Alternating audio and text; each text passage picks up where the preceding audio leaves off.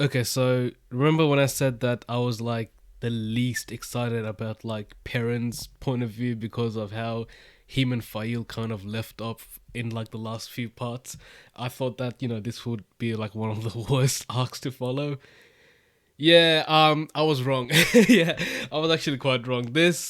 I actually really enjoyed this part. So, you know what? Without further ado, let's just jump straight away into this. Okay, so in this part, we're gonna cover from chapter 27 to chapter 34, I think. So, it's pretty much all Perrin. Like, I think just the last chapter is not Perrin's point of view, but we'll get there at the end of the video. So, stay tuned for that. So, let's get started straight away. We start off with Perrin's point of view. Now, Perrin and Gaul, them two in specific are following Fail, Chiad, Bane, and Loyal. Because apparently this whole thing was Fail's idea. She's like the mastermind of this whole plan, like this journey towards what's it called, the Two Rivers. And yeah, like I said, I wasn't the biggest fan with how Fail and Perrin are kind of going at each other, but yeah, anyway, so like I said, Fail is like not happy at all with Perrin because he's just not trying hard enough, I think. But I think you can tell that she really cares, though. She really does care, and I think they both kind of care. It's just I don't know, man. They're both just so yeah, anyway, both of the groups are now in the ways now. Yeah, they're going through the ways, and yeah, like the Aiels, they don't seem to be scared at all. Like they are just literally, as they're described, fearless and so on. Yeah, like even like the thought of Machin Shin does not scare them for now. It doesn't scare them. They're just fearless. They're like ruthless. But another thing that I've noticed that's happening in this chapter, right, is just like the difference between boys and girls. Like literally you have Perrin and what's it called, Gaul, just kind of being abused by the girls like non-stop. Like Fail, like yeah, I think when she saw Perrin following them, she came back and slapped him, started punching him, and like pretty much like Perrin doesn't do anything until at the end he grabs her by the throat. But then he was like, come on, like what else am I meant to do? I have to defend myself, and then both Bane and Chia, they just continue to look down on Gaul. I don't know what's up with them two. I know that apparently they're like their mothers have like blood feuds or something like that. I still don't understand that part of the Aiel culture. I just don't know why. But we just know that Bane and Chiar and Gaul will not be getting along anytime soon.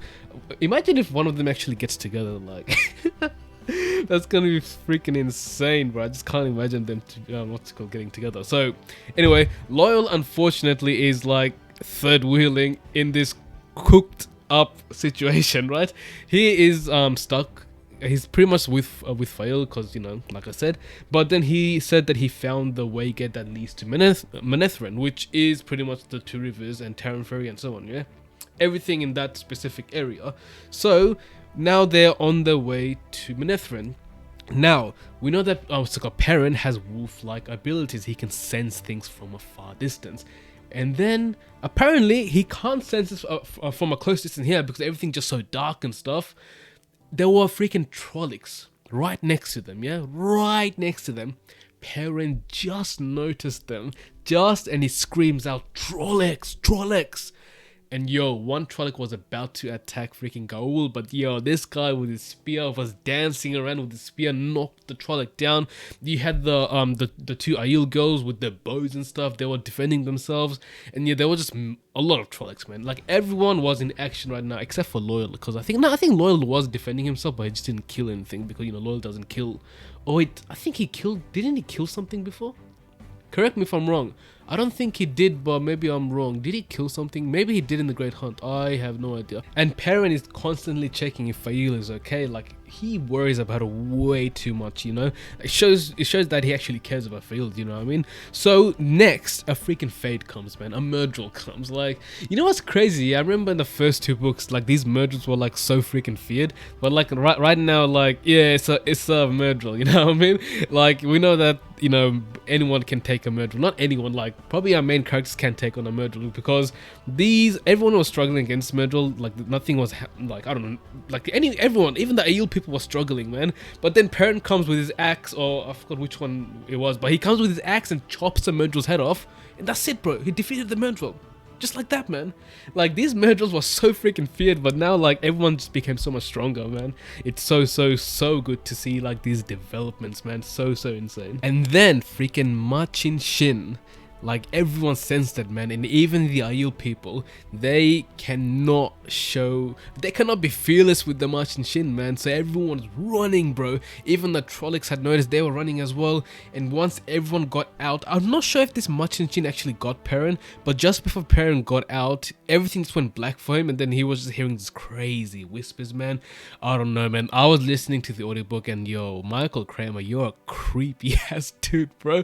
I don't know how he was like, whisper screams, oh, blood. I don't know, but it was so freaking creepy, man.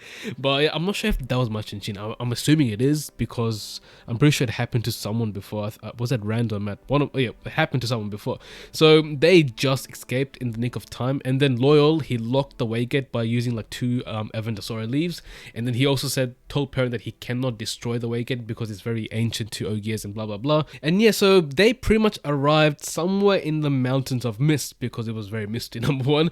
And yeah, Perrin just noticed it was the Mountain of Mist. Now, one thing, he saw 2 hawks, and then one hawk just died because someone apparently killed the hawk. And then, like, it was very random, which kind of gets explained later. Like, we know who did that once we get to the later chapters, right?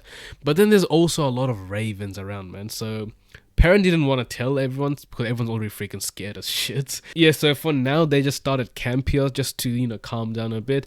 And another thing is Perrin, he's been trying to look for wolves, man. And normally in the 2 rivers, there's always wolves. But now, Perrin can't sense any wolves in the 2 rivers. So something is definitely wrong.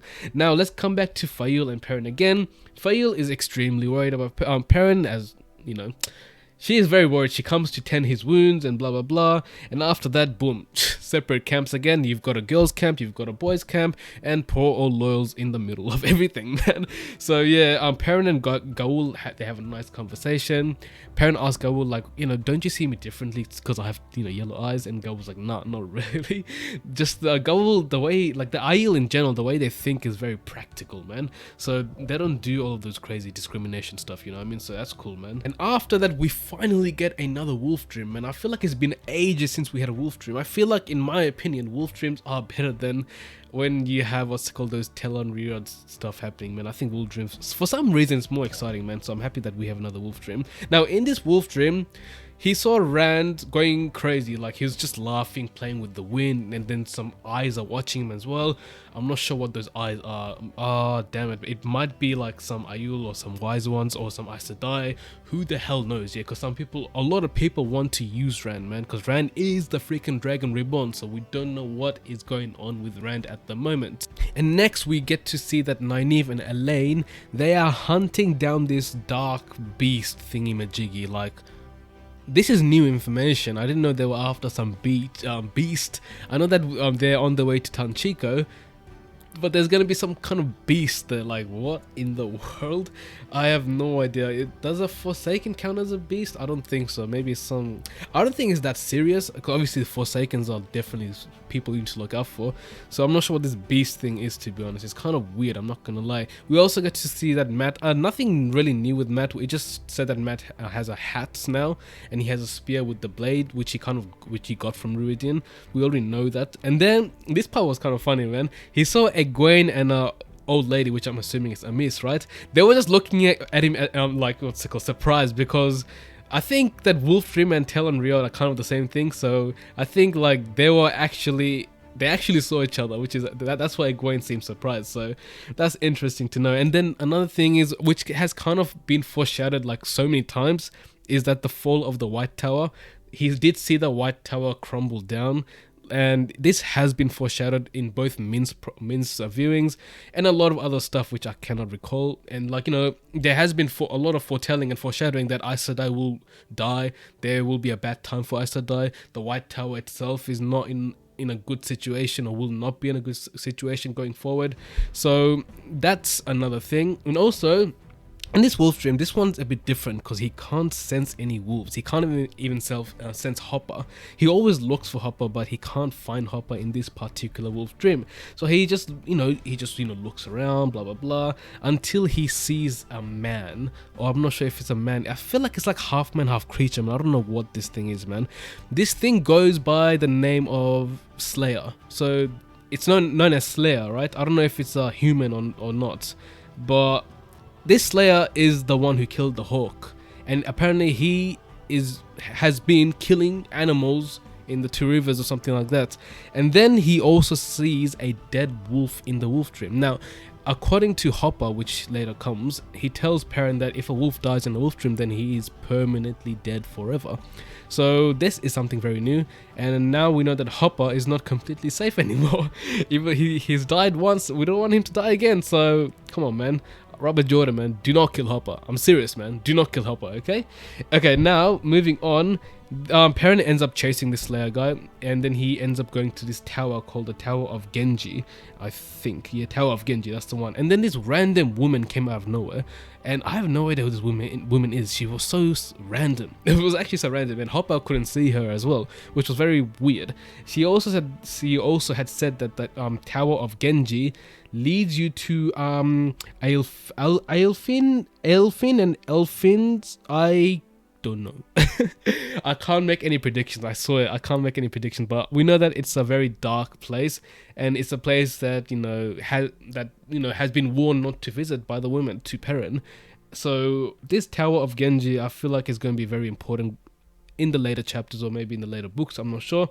But yeah, that's a thing. And another thing is that he has been warned, I think both by Hopper and the girl, to not go back to the two rivers, because apparently it's not in a good place. There's no wolves at all, so Perrin cannot even seek the help of the wolves anymore. Okay, in the next day, they all head for the two rivers, but Perrin decided to take a different route towards Emond's Fields, right? So they walk past Rand's old home, the Althor farm, and it is completely burnt. Like, yo, absolutely burnt to crisps. However, it's not fresh because you see vines growing on, so we can tell that this happened not recently. It just happened a while ago, So yeah, I think they kind of already know that Tam was not dead, so Tam's definitely safe, so that's a relief. However, Faile, she is actually worried that this actually might have been Perrin's family. So she comes up to Perrin, she's like, oh, is your family okay, blah blah blah. She's like super worried, and Perrin's just very confused.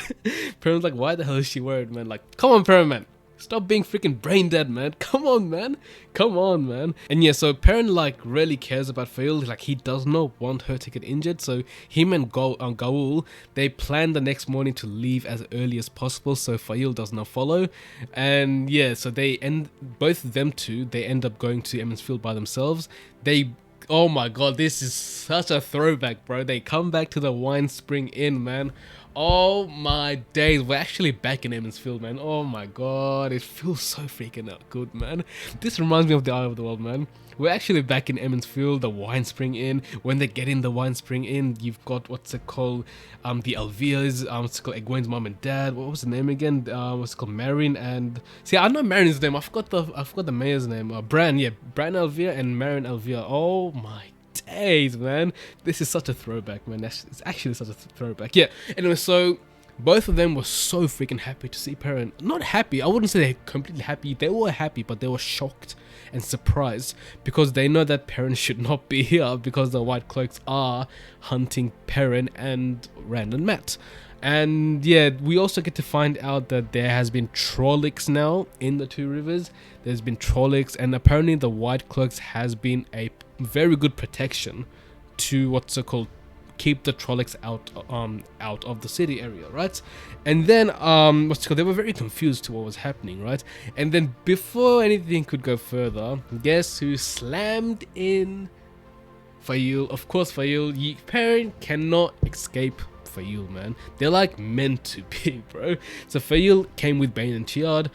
They just slammed through, and then Faile went off at Perrin, like, why do you keep leaving me? You cannot sacrifice yourself, blah blah blah.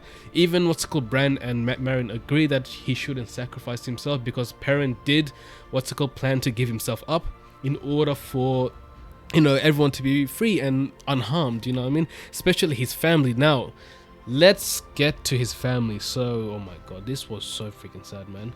So, yeah, Perrin was asking them about his family, and first they were like, oh, they're gone. They weren't very specific, they just said they're gone, right? Oh god, my days. Okay, so yeah, so first they said they were gone, right? And then Perrin, he didn't understand, right? Like, how could he understand? They weren't specific enough, and he wouldn't want to think that, of the proper reality. So what's it called? Perrin was like, oh damn, it's fine, we can still rebuild, we can still, because I think they did also mention that their whole houses were gone, blah blah blah. So Perrin was still very optimistic. He was like, oh, it's fine, we can still rebuild, we can still, build everything back, And then Bran was like, he was very straightforward. He was like, Perrin, your family, they're dead. Oh yeah, man. Yeah, that was very, very sad, man. This wasn't even the saddest part of this chapter, man.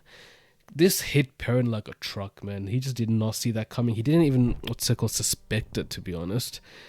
Because, you know what's crazy, yeah? In the previous chapter, Perrin was, like, thinking about his family.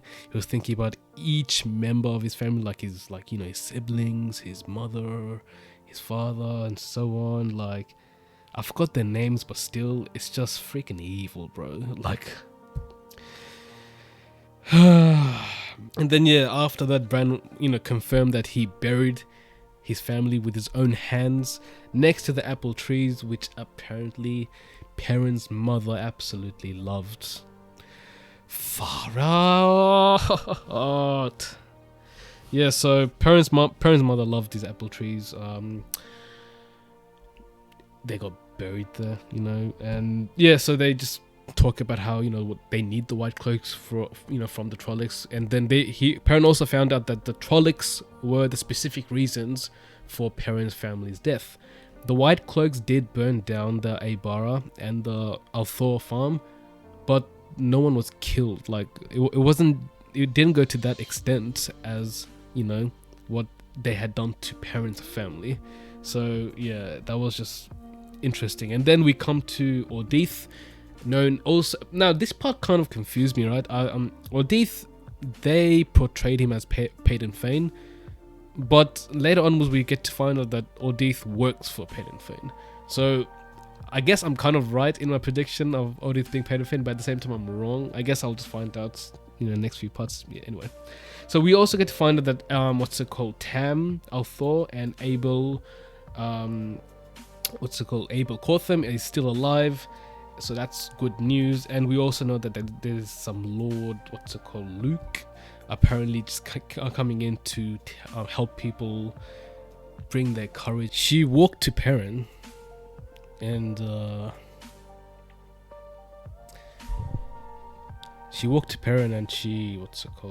she's like, your family's dead, your sister's dead, your parents are dead. This isn't any time for beating around the bush. It's time to grieve. It's time to just let it all out. And that's where Perrin, at first he didn't want to accept it, but then he just found himself crying. He just felt he was like crying in Fael's arms. And then he was like, I was too late. I couldn't make it in time, And yeah, he just broke down. And that, in my opinion, is the saddest chapter in the whole entire series by far. Because, I don't know, I just saw a lot of myself in Perrin. Like, I get it, I'm not saying that, I've experienced loss like that. I just, see, I don't know, I feel like, hiding your emotions just to seem a bit stronger, just so other people wouldn't want to see that weakness inside of you. And that part really got to me, man. like really got to me. And yeah, so Fail and Perrin, they continue to have a moment, blah blah blah. And yeah, let's just get some happy moment now because Loyal's back. Yeah, Loyal's back to bring up the joy, you know. And this part was actually quite interesting because Moraine was so uncomfortable. She has never seen Aiel before. She's never seen an Ogier before, and now she has an Ogier in her lounge drinking tea. So that part was quite funny, you know. So yeah, then what's it called? They plan on to rescue, you know, everyone. They plan on to rescue Matt's sisters, Master Luhan and Mrs. Luhan. So they need to first hide, and you know, Bran brought out the idea to hide in the sick house, right? And this part was very weird, man, because straight away Moraine was like, "Nah, I will take them there." And Bran was like, "Are you sure?" She's like, "Yes. Don't worry, I'll take them there." And yeah, she was very suspicious as well. Like she was like, "I'll take them there, but you have to meet me in this particular place. You have to be very low key, loyal. Make sure you put a hood on your head." Everything had to be very specific, right? And on the way there, guess who came back, man? Sen Bowie, man. Like, remember Sen, that old geezer from Book 1, man? Yeah, he's back, man. And then he literally was about to snitch, man. "Oh, what's it called? Perrin? He's back." Oh, and then when he saw Loyal as well, he mistook him for a Trollic as well. That's what Rand did the first time he met Loyal, didn't he? That's actually quite interesting. Yeah, so he got mistaken as a Trollic. And then Moraine, she just turned into so freaking... she turned crazy, man. She was like, "Listen, if you snitch, actually, your wife will send you to the freaking barn house and blah, blah, blah." She literally shut him down, and Fail was so amazed, man. Fail was like, "Yo, that is who I want to be. I want to know how to control men like that." So Fail was so freaking amused. I found that part quite funny, I'm not gonna lie. Anyway, so once they actually got to the sick house, guess what? It was guarded by warders, man. It was guarded by warders. We also know that apparently one warder died. So I'm assuming it's, you know, one of the Green's warders, because Alana and Veren's here, and we know that Alana is green, so she must have multiple warders. And does Veren have a warder? So we know that there's two warders here. One's called Thomas and one's called Ivan. I know that Ivan... actually, I don't know who belongs to who, to be honest. I think one of Alana's one definitely died. Does Thomas belong to Veren? Does Veren even have a warder? I'm not quite sure. Or does both Thomas and Ivan belong to, what's it called, Alana? I'm not quite sure about that. So anyway, yeah, Perrin, when he saw the freaking Aes Sedai, right, he was like, "What the hell are you doing here? Like, this can't be a coincidence, right? White Cloaks, Trollocs, Aes Sedai, all in one place." And both Moraine and Veren, their jaw dropped all the way to the bottom of the earth. They're like, "Don't you dare speak to them like that." And once, Moraine left, he did the exact same thing, and Fail was about to tell him off. But then, Aes Sedai told them that they are back in the Two Rivers to look for girls who can channel, because apparently it was too good to be true to find Egwene and Nynaeve with such potential of channeling to be in one village, and also to be able to produce three Targaryen boys as well. So they saw that Emond's Field had a lot of potential to find new girls who can channel. Now I know that Aes Sedai say the truth, but then they also alter their words in some way. So I know one of them's at least bullshitting, man. I know one of them's definitely lying. Not lying, they're just manipulating the whole situation. I know that for a fact. Because I can tell you one thing. I do not trust Alana, man. She is a Black Archer. That's my prediction. She is Black Archer, because once she came to heal Perrin, she was just looking at him, she was holding him, she was acting very stiff and weird, man. I think she's Black Archer, man. Veren, I don't think she's Black Archer anymore, because she's just weird, man. Like, everything she does doesn't seem Aes Sedai, bro. She just seems like some historian, man. She doesn't seem like an Aes Sedai. I don't think she is Black Archer, but Alana, I definitely think she's Black Archer. Even Perrin later down the road becomes suspicious of what's called Alana, because when they decide to leave for the White Cloak camp, he tells Loyal to stay behind to keep an eye on Alana. Like, even by the same time, see, Robert Jordan wants me to believe that Alana is a Black Archer. What if she's freaking not? Like, I don't know, man. I still think she is a Black Archer for now. I think who else do I think is a Black Archer? I think Shirem is also Black Archer, and Alana. Elida's not a Black Archer, and the rest I'm not quite sure, to be honest. But after reading this part, I think I can now confirm that Varen is not Black Archer. Just purely because the way she acts, like I said. Anyway, so bro, finally we get to see Tam and Abel come in. It's been such a long time to see Tam back, and Abel, I don't think we've ever seen him in action, to be honest, so it's good to finally see Abel as well. They both come back, and then everyone reunites, especially with Perrin, blah blah blah. They talk about, you know, everything kind of very slightly, but then their main discussion was to have a rescue mission, you know, to rescue Abel's daughters and his wife and Master Luhan and everyone else. That is Perrin's mission. And not gonna lie, Perrin's slowly adapting some leadership skills. Like, he's now giving orders, very slight orders for now, but later onwards we find himself giving proper authority orders, which also come back to Varen of how weird she is. She just finds it very amusing. She's always writing down notes. Even the way Perrin acts, like Perrin is like her textbook. Like, yeah, like I said, Varen is very, very interesting and weird, man. By the way, I swear Child Buyer, he sounds so familiar, but I don't remember who Child Buyer is. I actually don't remember at all who Child Buyer is. He's like some messenger kind of thing. If you guys, if I missed out on something, let me know down in the comment who Child Buyer is. So yeah, Bornhall is leading his, his people back from a Trollic raid, where he lost people. He also notices a pattern, right?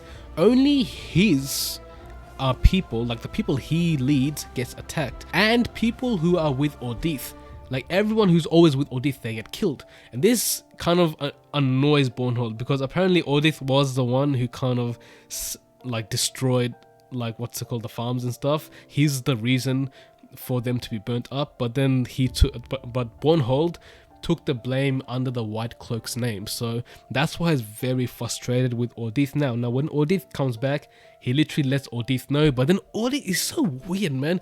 He says, oh, he even says that Paden Fane would not be happy, blah blah blah. He gives him threats, blah blah blah. He also said that the Lord Commander has my back, so you can't do shit to me. So Bornhold, I don't think he's a bad guy. I don't think Bornhold is a bad guy. He just wants Perrin to be dead, that's it. But I think overall he's not like freaking evil or anything. We know that Ordith is definitely evil, because once he goes back to his camp, he has a freaking Myrddraal. He captured a Myrddraal. Like, bro. And then apparently he made this deal with the Myrddraal, which the Myrddraal accepted towards the end. We also know that Ordith does not like Paden Fane. He also said he's free from the Dark One or something like that. So I think Ordith has like his own plans, and maybe he took the Myrddraal away from the Dark One's something, I don't know, control. What is this Ordith guy up to? I swear for a second I thought this was Paden Fane, but now I'm pretty sure this guy's not Paden Fane. I think he works for Paden Fane right now, but he has his own plans. So he's another character to definitely keep an eye out for. It's so freaking wild, man. Okay, now coming back to Perrin. Perrin is leading everyone towards the White Cloak's camp just to rescue, you know, everyone. We also know that, you know, Alana stayed back and the Aiel people are coming as well. So I think only Alana and Loyal stayed back. That's about it, okay? We also know that they made a stop in the Alcia farm, where Tam said that, you know, these people are people who would help us, blah blah blah. So when they got there, everyone was a bit conflicted to see Perrin, because they know that he's the one that they're after, but at the same time he's one of them. They can't really rat him out or anything like that, but everything he says they kind of counter back, you know what I mean? And he also literally told everyone that the reason why the White Cloaks are after him is because he killed White Cloaks before, and that like kind of shocked everyone. And then after that we finally get to meet Mr. Lord Luke, who's apparently like some nobleman from like some other country or something like that, and Perrin doesn't like him straight away, because apparently he took like an interest in Fail, and then yeah, he got jealous, man. He got a little jealous. And yeah, so Luke and Perrin both had different like ideas of protecting these people. Luke said, you guys need to stay in your town, like every single town needs to stay strong, blah blah blah. While Perrin was like, nah, it's better if everyone leaves the town, gathers in Emond's Field where the numbers are the biggest, and that's like, and you pretty much make a fortress. And then at the start everyone agreed with Lord Luke. I don't know why, he's like some freaking Prince Charming to them. But then Perrin was like, listen, lands you can build them again, but people you can't build that again. Once that's dead, that's dead. and that kind of caught everyone's attention, including Mr. Lord Luke, which he kind of like, you know what, stuff it, man. Let's just go on with Perrin's plan. So yeah, Perrin managed to get the whole town on the move. I think they are going towards Emond's Field. And also one more thing I want to say is Faile came up to Perrin and she was like, oh, I'm sorry, Perrin. I was just trying to make you jealous with what's it called, Lord Luke. Will you forgive me? Oh my god. Like, I'm not gonna lie, all of these stuff between Perrin and Faile, like, that's not kind of like relevant towards the plot. It's still entertaining, I'm not gonna lie. But why would you want to make Perrin jealous? Like, Faile is just weird. I still like her, don't get me wrong, I like her, but she's just so odd.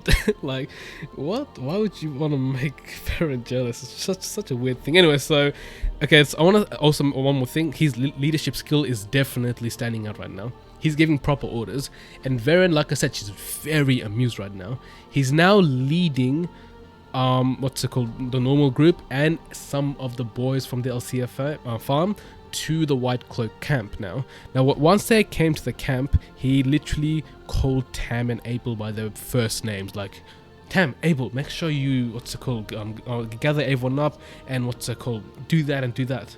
And then when he realized that he called them by their first name, he was like, oh, I'm sorry. But then both Tam and Abel, they understood.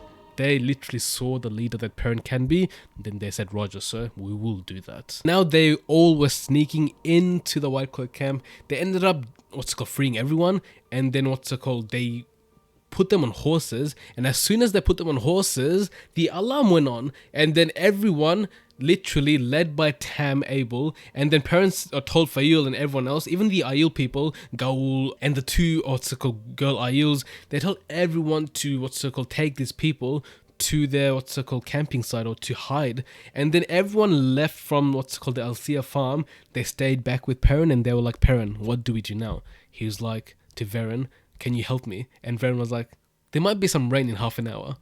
And then Perrin was like, you know what? We're going to hunt some Trollocs now. So they're all charged. And that is where Perrin's point of view had to end. Like, come on, man. Why do they always do this, man? They always like, give, like, let's say Rand and Matt, yeah, they gave both of them so much time and then they end it. And then come to Perrin, so much time and end it. Like, such cliffhangers, man. Like, I want to know what happens next, man. Like, far out. So that whole Perrin arc was amazing, man. I absolutely loved it, man. There was so much highs, there's so much lows. Like, it really was a good arc of Perrin's, his story, man. So it was very good. Now we move on to Rand's point of view. Like, yeah, this was still a very good chapter, man. Rand and Matt are completely injured after their journey to Ruaden. Like, Rand was like, oh, I must go down to the people I must kill. Because remember the prophecies, yeah? He who comes from the dawn, eventually he will kill his own people or something like that. Like, Rand is going to kill the Aiel. That's what the prophecy says, yeah? So that's so weird. Like, even Rand is confused. Like, if that is a prophecy, why doesn't the Aiel themselves try to kill Rand? But we will get to that in a later part, right? So once he goes down all the way from Ruaden, Cauldron, remember that guy Cauldron? He accuses Rand of killing Muradin, the other guy who in Ruaden. Now this guy took out a weapon and attacked both of them again, and obviously Rand and Matt, they tried to defend themselves by, obviously Rand brought out the the Sidene sword, and Matt brought out the spear that he was given in Ruaden. And then Cauldron was like, these three broke the rules. They took weapons up to Ruaden. See, they're breaking the laws and stuff like that. I mean, he kind of does have a point, but no one knows that they actually got weapons in Ruaden. That's where Bear, one of the wise ones, comes in and literally stops it all. She pulls up the sleeves of Rand. We see freaking dragon marks on his arm, man. Both arms. Twice shall he be marked. He's the dragon officially, man. Nothing else. I mean, we kind of knew this, but Robert Jordan just keeps on making it more official and official and official, man. He's the dragon reborn, bro. But these Aiel are still so dumb, bro. Like, goddamn. Especially this Cauldron's, his Cauldron's clan, man. And yeah, like I said, these Aiel people are so suspicious of Rand, bro. Like, even though he is a dragon reborn, no one wants to follow him. Like, it's interesting. He needs to do something. And then he says he wants to tell everyone about his time in Ruaden. But then Bear said that, listen, you can't talk about what happens in Ruaden other than talking to people who's actually been there. So he can't tell Egwene, he can't tell all the wise ones. I think he can't tell the wise ones. He can tell Ruach though, because Ruach's been there before. So Ruach, Rand and Matt, they have a conversation, and then they talk about Rand knows that Tam is not his father, so he's very interested to know more about that. Then from Ruach, we know that Kyrian was the reason why that the Isle War happened, because apparently the water supply was cut short at Kyrian, so it didn't reach the Isle Waste. So that was a reason for everything to happen, and that's why Rand was born at the bottom of Dragon Mount. Now, I'm not gonna lie, I need to read all of those things that happened in Ruiden. I need to read them again. I feel like I missed some very crucial information. I think I need to reread those chapters again. I'm gonna make a separate video, particularly about the test of Ruiden, because I feel like some very important stuff happened there. But now we know that, you know, Kyrian was the reason of the clash between the Aiels and stuff, you know. We also find out that Moraine and Aviendha still has not returned, and it's been 7 days. Rand and Matt has been in Ruiden for 7 days, and apparently if Moraine and Aviendha doesn't return by the 10th day, then they will never return. But Rand, it was interesting, Rand didn't care about if they were okay or not. He was just upset that they had lost 7 days. Like, in terms of time, he could have done so much more in time. So he was like, I hope they come back so I can at least save 3 days. So yeah, I think he low-key cares about Aviendha though, because yeah, we'll get to that in a bit, I'm not gonna lie. Anyway, so it was also mentioned by Ruach that if he can gather all the clan chiefs in Alkaya Dal, I'm not sure what that is, to be honest, but it's like in some some chasm or something, or some mountains or area. He said if he can gather everyone there, he also even asked the wise ones to let them know in their dreams to be gathered there. He can potentially get the Isle to follow him. So this is going to be, I'm assuming, a big plan in the future. But then Rand also plans to break some rules. I mean, he plans to, like, you know how you can't talk about Ruidens in front of people who's not been there. He's planning to kind of nullify that in the future. So like I said, things needs to be changed. I think that's what the wise ones even said before. They need change in terms of like how they live. So yeah, it's gonna be interesting to see what happens in the future. Also, Rand asked I think Amys about his mother and father. Now she said that his mother's name is Shail, his father's name is Janduin. Now I'm not sure if Shail was like born Aiel, or if she was an outsider. But apparently this Aes Sedai told Shail that she needs to be part of the Maiden of the Spear to avoid something that's going to be, you know, mad in the future. And yeah, that's how she met Janduin. They had a kid together, and you know, once a Maiden of the Spear has a baby, I think you can't come back or something like that. So that's why she gave birth at Dragon Mount, and she died. And Janduin, his father, blamed himself for that, so he just went to, I think, the Blight or something like that, somewhere to fight. And then he came across someone who looked like Shail. I'm assuming it's going to be like her father or her brother, one of those two, and he got killed by him. So that's how they both died. Not too much information, but at least we got some information, yeah? And that is all we know about Rand's mother and real father. Rand still sees Tam as his father, but he still wished he at least, you know, saw his real parents. Now, Aviendha and Moraine finally came back. Moraine is absolutely exhausted. Lan was so relieved to see her because Lan has been feeling so guilty because the Wiser One kept him from going after her. He's really, really guilty right now. And with Aviendha, she was just pissed off, man. She had this very angry expression when she saw Rand, so she must have seen something related to Rand, I swear. I think I did predict in the previous parts that Aviendha was going to be one of Rand's wives, and we know that Aviendha isn't about those, you know, girly stuff, man. She's not about that stuff, so that's why she was pissed off when she looked at Rand. And at the same time, Rand was kind of happy to see Aviendha. So I swear, I'm gonna make a prediction that they're gonna be together in the future. We know that Min and Elaine is gonna be one of them, and I think the third one is gonna be Aviendha now. So it would make sense for him to have an Aiel wife, so kind of makes sense. And that is where we are going to end the part. Now, this part is longer, even though I feel like it's just a lot more happening. Like, so much more happened, I swear. Like, with Perrin stuff, every single thing that happened needed attention to detail. That's why I feel like this video is longer, even though it shouldn't be this long. So My apologies for that. But yeah, it's cool. I really enjoyed this part. Like, this just reminds me of how good The Wheel of Time is. Like, I want to read the next chapter straight away. Normally I'll just, take a few days off, blah, blah, blah. But I actually want to read the next chapter straight away. I want to know what's going to happen. And yeah, I'm very, very, very happy with how things are going on right now. I feel like The Shadow Rising is so far leading up to be one of the best fantasy books I will probably read once I finish. It all depends on how it finishes, man. We still have 2 more parts left until we finish, and yeah, let's hope for a very, satisfying ending. Other than that, that's going to conclude the part. I hope you guys enjoyed this video. If you guys enjoyed it, make sure to give this video a big thumbs up. Subscribe if you still haven't, man. We're very close to 1,000 subscribers, man. And of course, with all your juicy thoughts, leave it down in the comment section below. And other than that, I will see you guys in the next video. Take care now. Bye.